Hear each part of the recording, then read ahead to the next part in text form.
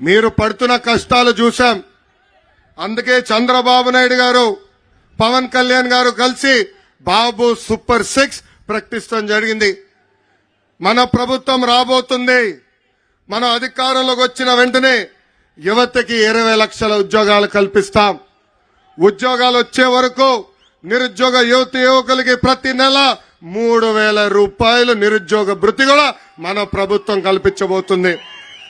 రెండోది, స్కూల్కి వెళ్ళే పిల్లలకి ప్రతి పిల్లకి 15,000 రూపాయలు తల్లి అకౌంట్లో ప్రతి సంవత్సరం వేసే బాధ్యత మన ప్రభుత్వం తీసుకుంటుంది.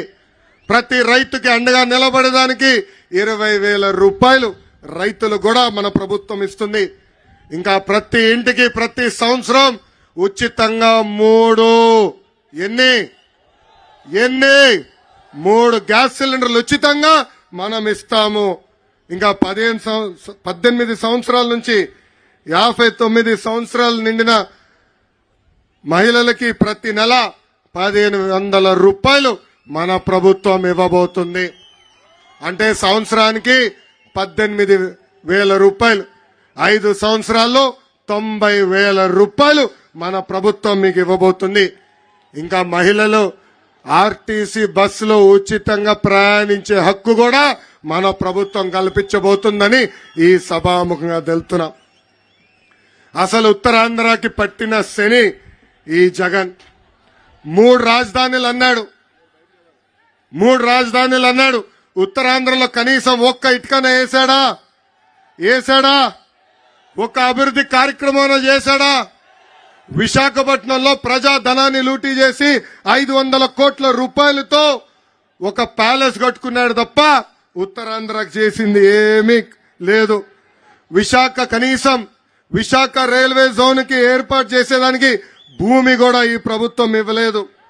మూటబడిన అన్ని షుగర్ ఫ్యాక్టరీలు తెరుస్తానని ఎన్నికల ముందల హామీ ఇచ్చి కనీసం ఒక్క ఫ్యాక్టరీ కూడా ఈ జగన్ తెరవలేదు.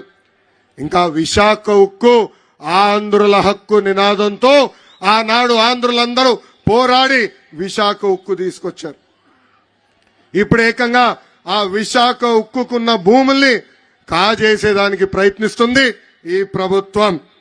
ఇంకా శ్రీకాకుళం జిల్లాకి జగన్ పాదయాత్రలో ప్రత్యేకంగా 60 హామీలు ఇచ్చాడు. దాంట్లో ప్రధానంగా మనం చూస్తే పెండింగ్ ప్రాజెక్టులన్నీ పూర్తి చేస్తానని హామీ ఇచ్చాడు. పూర్తి చేశాడా అని ప్రజలందరిని అడుగుతున్నా. Vamsadhara, Thotapalli, right left canals, Nagavali కరకట్టు పనులు పూర్తి చేస్తానని హామీ ఇచ్చాడు. పనులు కనీసం ప్రారంభించాడా అని ప్రజలందరినీ ఆలోచించమంటున్నా.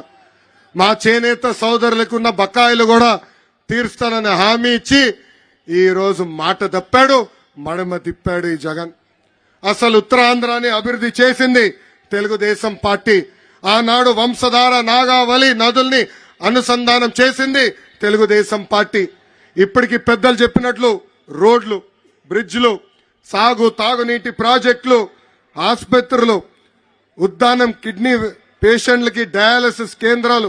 అంతెందుకు నేను మంత్రిగా ఉన్నప్పుడు ఆనాడు ఎన్టీఆర్ సుజలా ద్వారా మినరల్ వాటర్ ప్లాంట్ ప్రతి గ్రామాన్ని కూడా అందజేసిన పార్టీ తెలుగుదేశం పార్టీ. ఆనాడు హుదూ తుఫాన్ వచ్చిన, తిట్లీ తుఫాన్ వచ్చిన, ఆ తుఫానికి భయపడకుండా మంత్రుల కన్నా మన ప్రాంతానికి అడుగుపెట్టిన వ్యక్తి మన నాయకుడు చంద్రబాబు నాయుడు గారు. ఆనాడు నేను మంత్రిగా పనిచేశా. మండలానికి ఒక మంత్రిని వేశారు.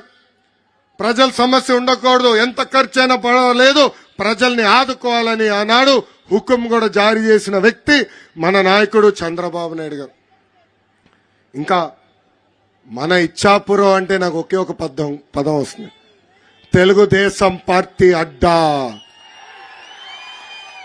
మన పార్టీ ఆవిర్భావం నుంచి కేవలం ఒకే ఒకసారి ఇచ్చాపురం నియోజకవర్గం మనం ఓడిపోయాం. 2014 నుంచి 2019 మధ్యన దాదాపు 1,500 కోట్ల రూపాయలు ఖర్చు పెట్టి పెద్ద ఎత్తున మన నియోజకవర్గాన్ని మనం అభివృద్ధి చేసుకున్నాం. అనేక ప్రాజెక్టులు తీసుకొచ్చాం, ఆసుపత్రులు తీసుకొచ్చాం, అభివృద్ధి కార్యక్రమాలు చేశాం. కానీ మిమ్మల్ని అందరినీ ఒకటి అడుగుతున్నా, గత 5 సంవత్సరాలుగా వైకాపా ప్రభుత్వం ఇచ్చాపురం చేసిందేంటి, పీకింది ఏంటని.